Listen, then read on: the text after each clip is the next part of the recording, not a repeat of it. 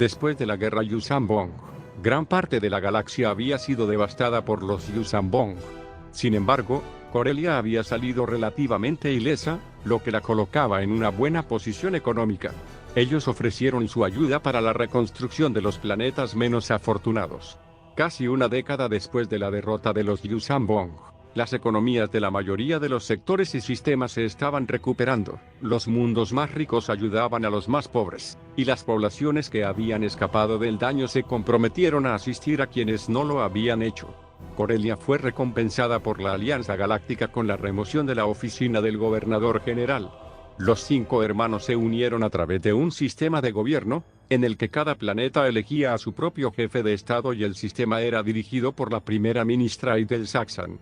A medida que prosperaban los 5 mundos, posteriormente perdonaron a los criminales de tiempos de guerra, como Trakan Sal Solo, quien fue elegido ministro de guerra del sistema y jefe de estado de Corellia. Sin embargo, esta paz relativa no duró mucho, ya que resurgieron tensiones históricas entre el gobierno central y los mundos periféricos. Los esfuerzos de reconstrucción de la Alianza Galáctica se vieron obstaculizados por la ineficiencia y la corrupción.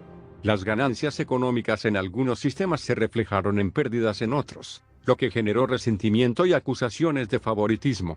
Corellia comenzó a irritarse con la Alianza Galáctica, al igual que lo había hecho anteriormente bajo la Nueva República y la República Galáctica. El dinero corelliano y las naves de la Fuerza de Defensa Corelliana estaban siendo utilizados por la Alianza Galáctica para la reconstrucción en toda la galaxia, aparentemente con poco beneficio a cambio para Corellia, excepto por restricciones sobre su flota y su capacidad para establecer acuerdos comerciales con otros sistemas.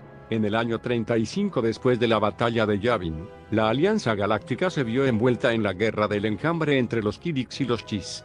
El conflicto reveló que la fuerza de defensa de la Alianza Galáctica estaba mal preparada para una guerra de gran escala, por lo que el Senado de la Alianza Galáctica aprobó medidas que requerían mayores impuestos de reconstrucción y recursos militares por parte de los Estados miembros de la Alianza.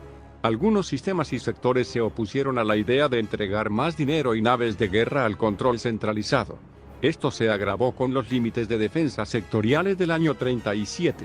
Las diversas fuerzas de seguridad planetaria de la galaxia estaban siendo expandidas dramáticamente por gobiernos que temían la piratería, las amenazas de las regiones desconocidas u otros conflictos en una galaxia desestabilizada. Los límites de defensa sectoriales imponían restricciones a las fuerzas militares y sus capacidades, pero su aplicación resultó difícil, y poco se pudo hacer para evitar que determinados sectores se rearmaran. La guerra del enjambre coincidió con el regreso de Jacen Solo a la nueva Orden Jedi. Solo había dejado a los Jedi después de haber sido entrenado temporalmente por Berger durante la guerra Vong, quien sostenía que el lado oscuro de la fuerza no era inherentemente corruptor o maligno, como creían los Jedi. Mientras realizaba una odisea de 5 años aprendiendo de diferentes tradiciones de la fuerza en toda la galaxia, Solo experimentó una terrible visión de una figura oscura y amurallada gobernando la galaxia. Decidido a alterar este futuro, llegó a creer que cualquier nivel de sacrificio estaba justificado en nombre del bien mayor. Durante la guerra del enjambre, incluso abogó por el exterminio de los Kidix en nombre de preservar la paz galáctica. Esta filosofía vendría a influir en muchas de sus decisiones durante la Segunda Guerra Civil Galáctica. A medida que aumentaban las tensiones contra el gobierno de la Alianza Galáctica, fue Corellia, que tenía una larga historia de oposición a la autoridad central, quien lideró la resistencia. Corellia comenzó a retrasar sus contribuciones militares y pagos de impuestos a la Alianza, mientras que al mismo tiempo hacía uso de la infraestructura de la Alianza y de los beneficios comerciales. También se oponía sistemáticamente a un mayor control central sobre los sistemas y sectores. Lentamente, otros planetas industrializados como Comenor, Fondor y Bespin comenzaron secretamente a oponerse a la Alianza. Si bien Corellia no hizo ningún desafío público abierto, en secreto comenzó a construir una flota comparable a una fuerza de asalto planetario, con naves equipadas con capacidades de ataque rápido y armas de largo alcance, suministradas por planetas como Adumar. En el 40 después de Yavin, Los contadores de la Alianza localizaron registros de la flota secreta de Corelia, mientras que el caballero Jedi Jacen Solo y su aprendiz Ben Skywalker descubrieron un fabricante de armas Adumari que producía misiles de concusión y torpedos de protones en violación de la Orden OAG B-11333B. Corelia afirmó que la galaxia era demasiado peligrosa para justificar los límites de defensa sectoriales y que la Alianza Galáctica se estaba aprovechando de su riqueza. Mientras tanto, los científicos corelianos trabajaban para poner la estación Centralia en línea, con la esperanza de usar una vez más el poder del artefacto celestial inductor de supernovas como carta de negociación con la Alianza.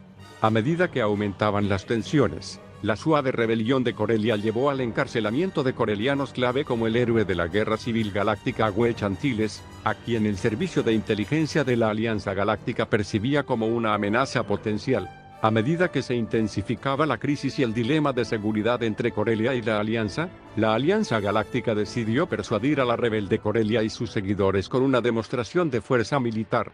El almirante Matrick Klauskin fue colocado a la cabeza de la segunda flota, incluidos varios equipos Jedi que llevarían a cabo un plan, con nombre en código Operación Rodeo, para neutralizar al gobierno y al ejército coreliano, incluida la estación Centralia.